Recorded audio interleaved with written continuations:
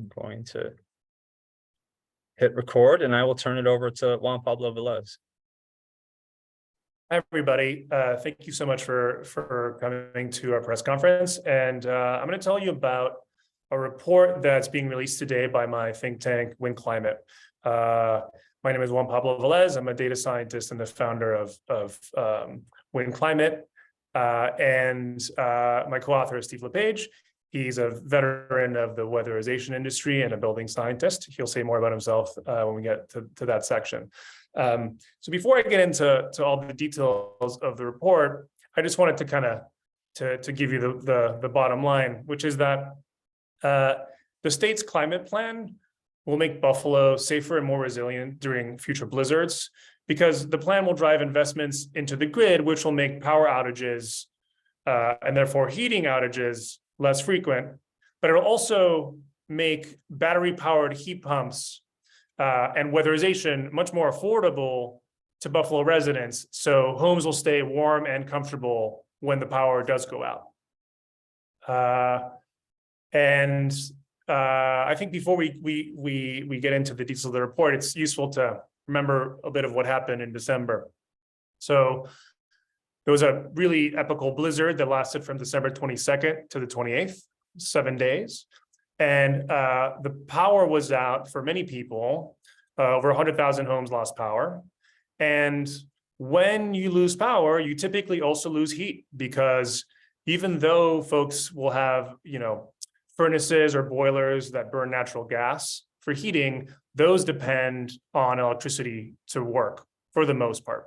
There are some older steam boilers that don't, but everything else, you need power to actually run the motors that push the hot air, the hot water around the home. So power outages are more or less heating outages.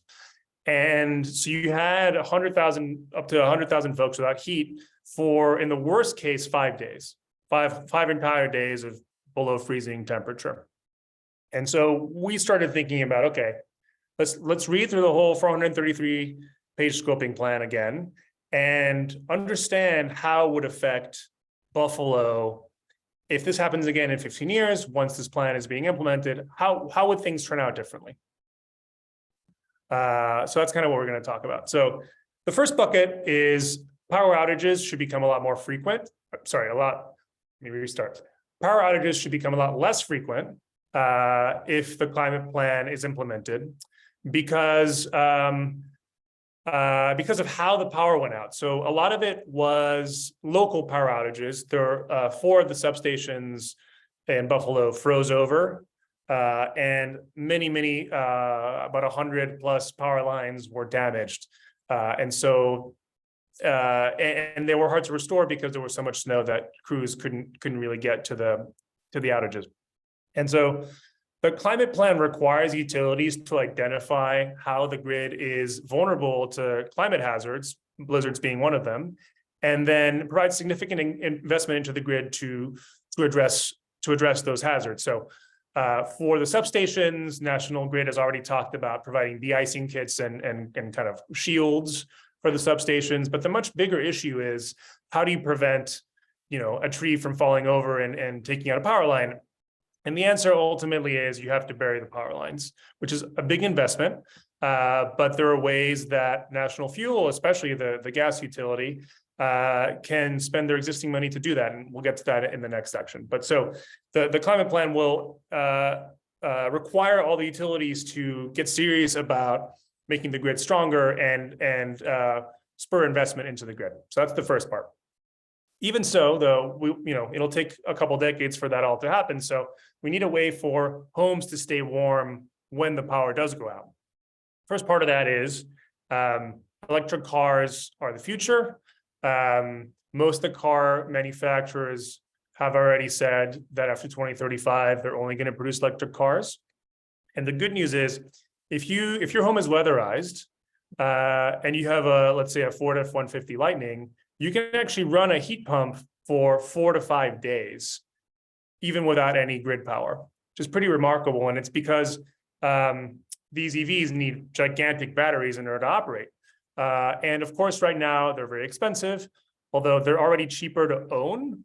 And probably in the next 5 to 8 years, they'll be cheaper to buy because batteries are getting cheaper and cheaper and cheaper, and that's the biggest cost. So basically, and the Climate Act will subsidize both EVs and heat pumps, which means they'll become way more prevalent in Buffalo, and that means a lot more people, especially if you're in a single family home, will have this gigantic battery to back up their electric heating. But then, of course, you want to make sure that if the heat does go out, that it stays in the buildings as long as possible. And our analysis showed that if you don't have insulation, given how cold it was, which in the coldest stretch of the blizzard was 17 degrees Fahrenheit, your home would be at freezing within a day or two. And so that put a lot of people at risk, and in fact is attributable to a quarter of the almost 50 deaths that tragically occurred during the blizzard. So this is very much a real benefit that would come from weatherization. And so to talk a little bit more about Buffalo's building stock and why this is so necessary, Steve is going to hop in. Hello, everybody. My name is Stephen Lapage. I'm the owner of Residential Energy Audits and Processing. I'm a veteran of 14 years in the industry with NYSERDA and Power New York as well. I actually moved out to Buffalo at one point in time. I spent 2 years out there doing audits, and primarily most of the time these homes are that are under insulated. Most of Buffalo was built between 1840 and 1920.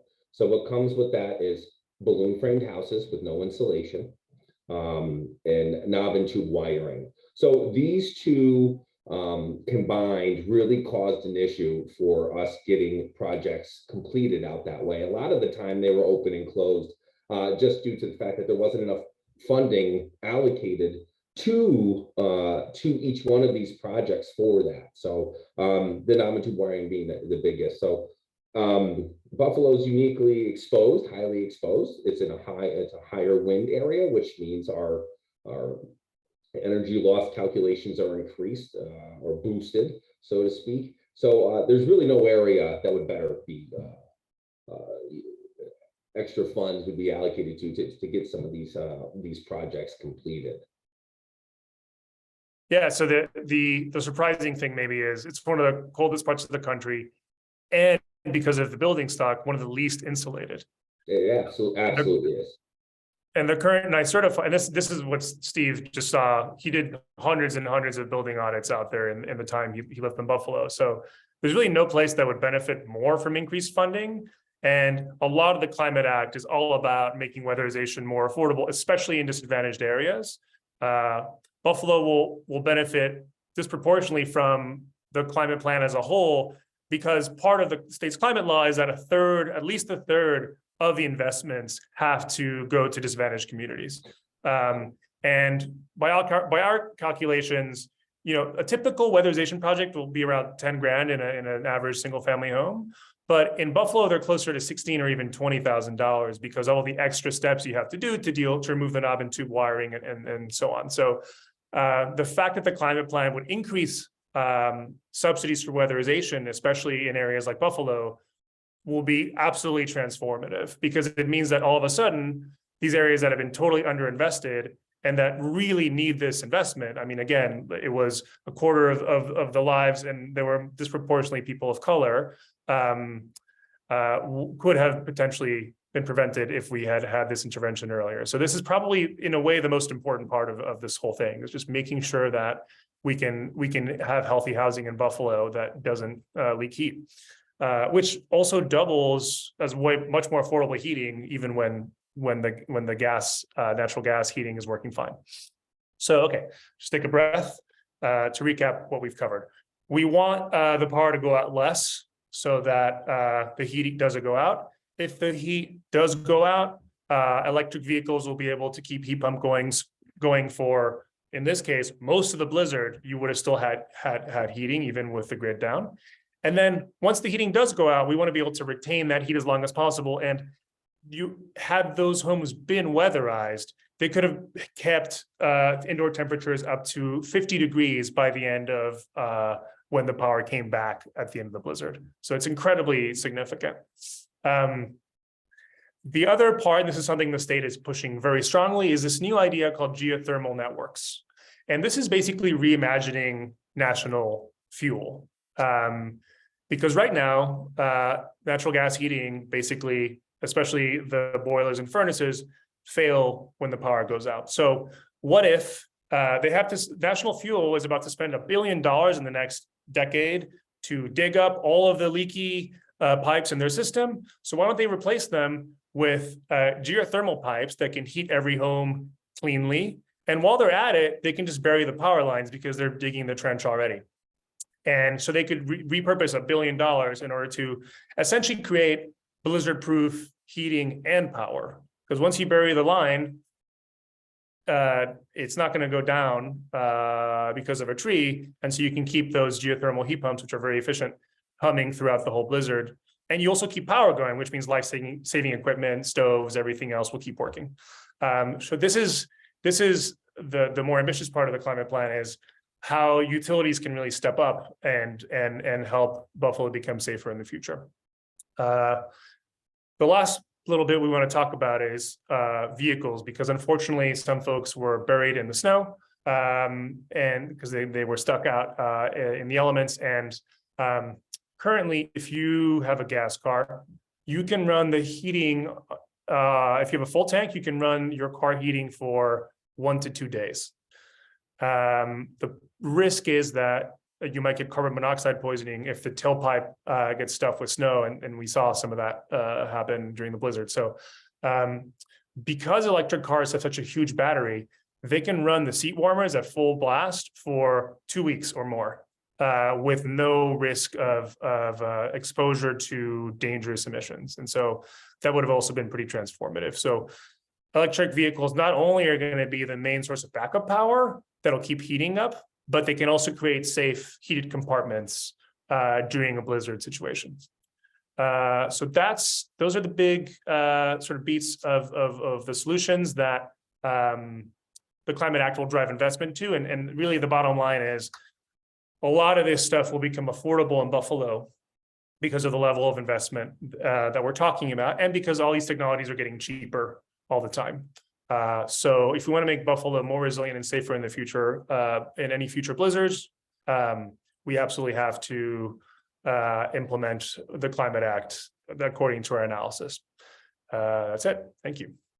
Great. Thank you, Juan-Pablo. Thanks, Steve. So now I'd just like to introduce some of the community organization representatives who are with us, and then we'll allow them a few minutes to weigh in and reflect on the report findings, and then we'll open for Q&A. So we've got Dawn Wells-Clyburn and Sarah Berger from Push Buffalo.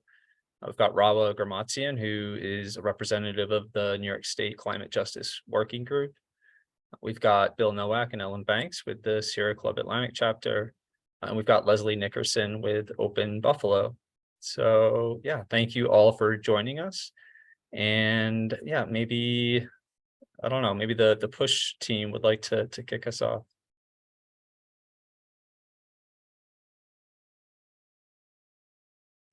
Sure.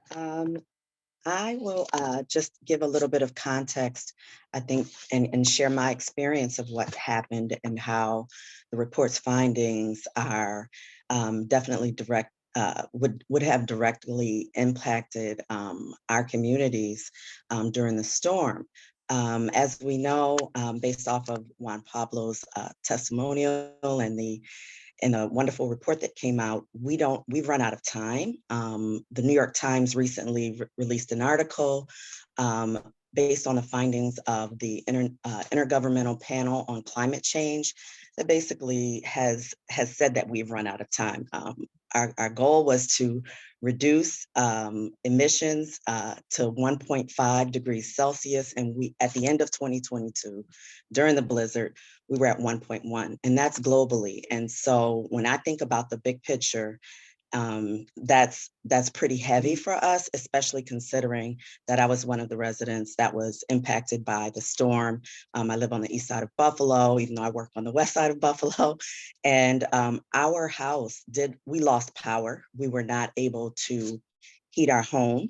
We do have a gas, we have a gas furnace and boiler, and our neighbors, I think it's really important to just say that thankfully we are the city of good neighbors, that we were able to survive, and that most of the neighbors came together, and that was what you saw from community to community.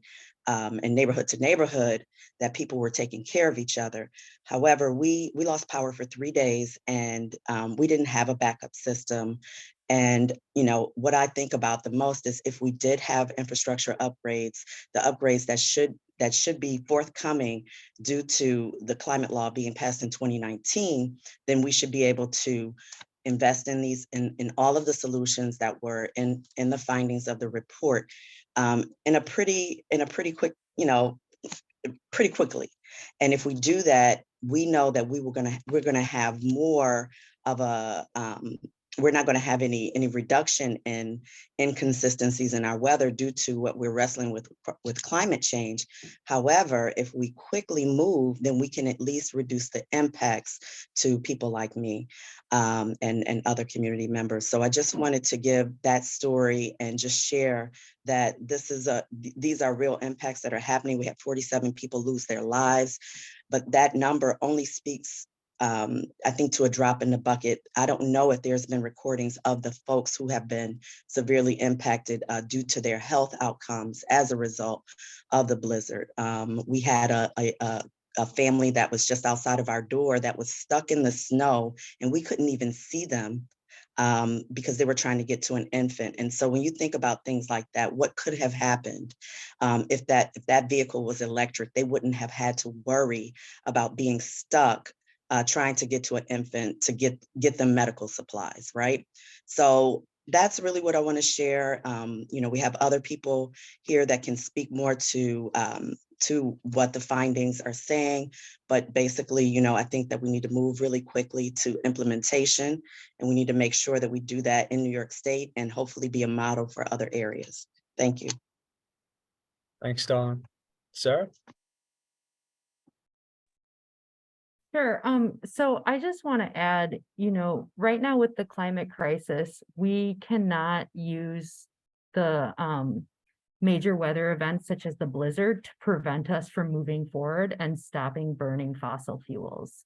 With this transition, there are so many opportunities that were laid out in the report and that are laid out in other places that will bring improvements. So we can make our homes more comfortable and safer.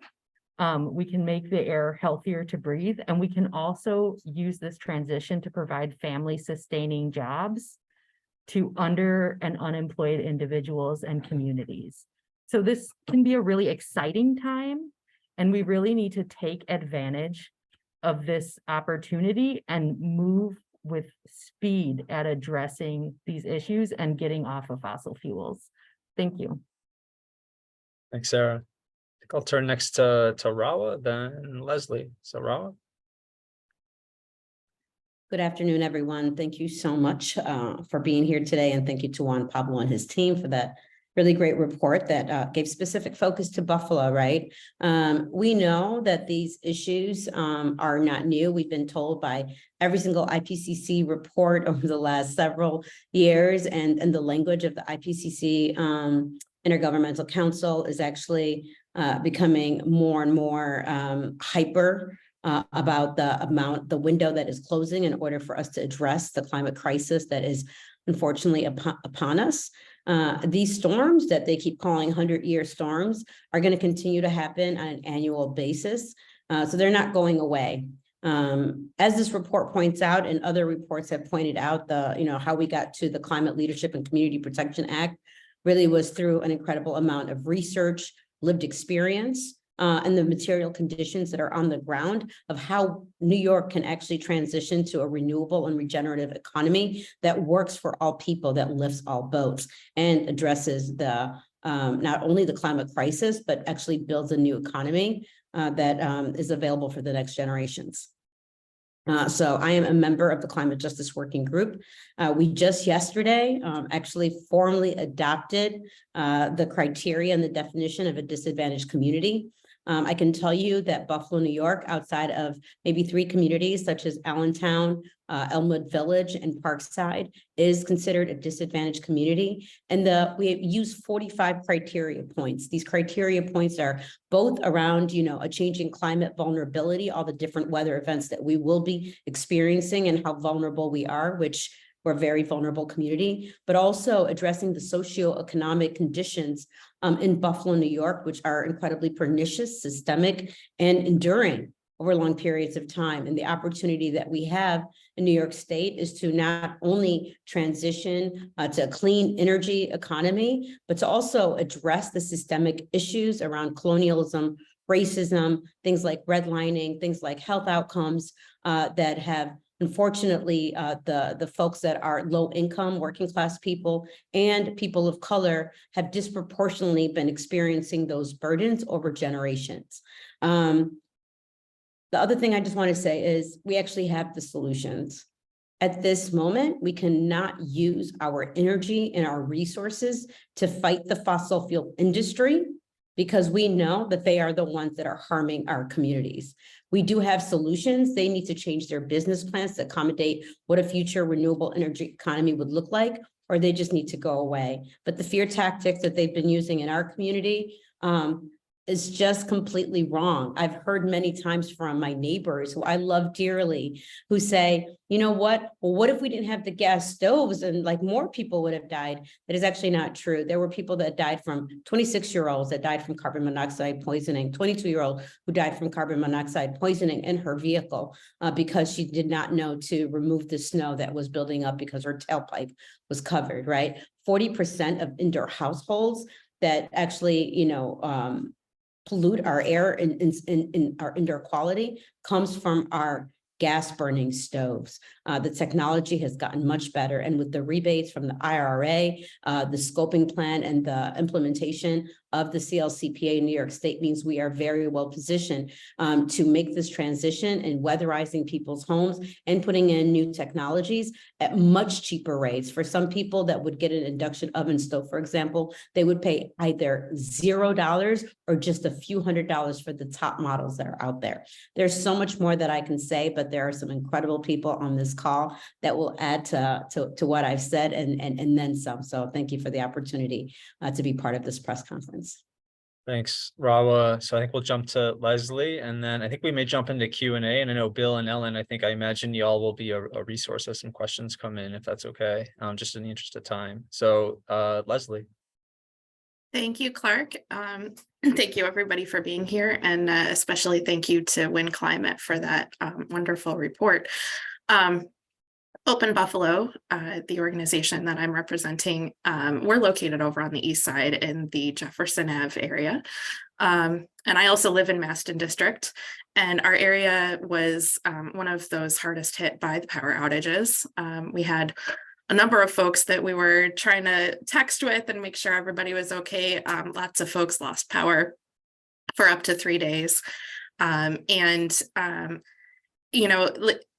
The fossil fuel industry is claiming that we need the gas stoves, like right what Rahwa was saying, that we need the gas stoves because it'll keep us alive. And some of our folks were using their gas stoves to try to stay alive, boiling water to try to keep their homes warm. But the problem is that's a Band-Aid, right? And it's a Band-Aid that's poisoning you. So, it's not a solution. It's not something that's sustainable. And if anything, it's going to make the climate crisis worse. So we can't keep poisoning ourselves and poisoning our climate in order to try to keep warm when we have blizzards, when the solutions are right here, right? We have the solutions laid out in the scoping plan. There are lots of options with the funding that's available to make people safer so that we don't have to rely on those Band-Aids that honestly aren't going to work long term. But also one thing I want to point out is that folks in our neighborhood feel the impacts of the climate crisis year round. This isn't just a winter issue where we have winter storms, but a large portion of the east side is what's known as an urban heat island in the summer, where we don't have as much green space, we don't have as many trees. And so the heat really heats up a lot more here than it does in other parts of the city.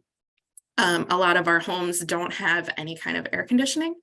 And so that's really dangerous for folks as well, especially for our seniors and for babies.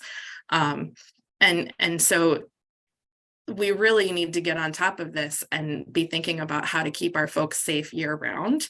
And the way to do that is to focus on the climate crisis and really get our climate pollution under control so that we can take care of ourselves and our neighbors. And so we can't buy into that false solution. We can't buy into the notion that like the gas stoves are going to keep us alive. We need to do what's really going to make us safe. We have to follow the science. We have to use the real solutions that we have outlined. They're right here. They're available to us. There's funding earmarked to help us with this. And so we really don't have any excuse. We have to do what it takes to keep folks safe. Thank you, Leslie. Thanks, everybody. So yeah, we'll open it up for some questions now. Feel free to just come off mute if you have a question.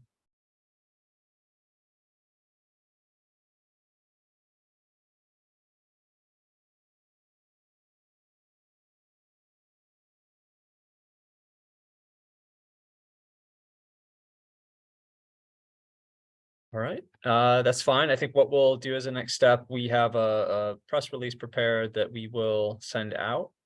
We will include a copy of the report. And yeah, maybe just since we bought ourselves another few seconds here, I just saw Ellen come off mute, and I'd be remiss to not let you have maybe the final word here, Ellen. Thank you. I just want to back up what our comrades have said. This is such a hopeful message, and we've been hearing such hopeless messages ever since December about nothing can be better, nothing can change. It's just hopeless, and we just have to keep paying the gas company more and more dollars. I've seen those corroding gas pipes. My family lives in Brooklyn. My grandchildren are there. They happened to replace the pipes on their street.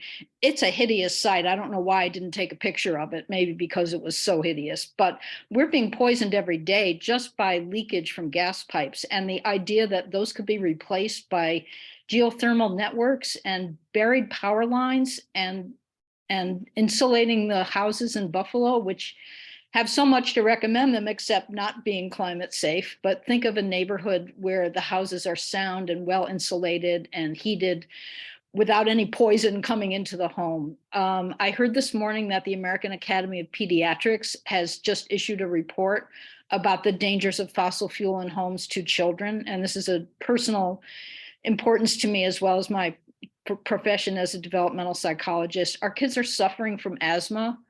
A lot of that is coming from those gas stoves, and the National Fuel's own website says never use your gas stove for heating. So the disinformation campaign can be very, very discouraging, and we're trying very hard to counteract the lies that are being told. But on the other side of that is just a vision of what our city could be that's really very inspiring. So I'll leave it there. Thanks, Ellen. And it turns out Bill wants the last word, so we'll end with Bill. I just wanted to say, and thank you to Rahwa and Dawn for painting the context, because that's really important. We don't have time to dawdle on the solutions, and the future is electric. My house did not go out of power during that blizzard, but I was prepared. I have an electric lawnmower, and I have this. It's called an inverter. It's available for like $70 or $80. I hooked it onto the battery for my lawnmower, and I would have had power in my house using this. It's got an outlet for plugging in a plug. It's got an outlet for USB ports. In the future, with the F-150s that Juan-Pablo was referencing, and in fact, all the electric cars that are going to be coming out, there will be a way of keeping our heating systems going and keeping ourselves comfortable through the kind of things that happened around Christmas in Buffalo. And the media really needs to help get us pointed in that direction. I really appeal to the media folks on this call to delve deeper into the issue and help us get the message across. Thanks. Right. Well, thank you, Bill. And again, thanks everybody. Thanks to our colleagues in the media who turned out today. And yeah, look forward to continuing this conversation, and I hope everybody has a great day. Take care.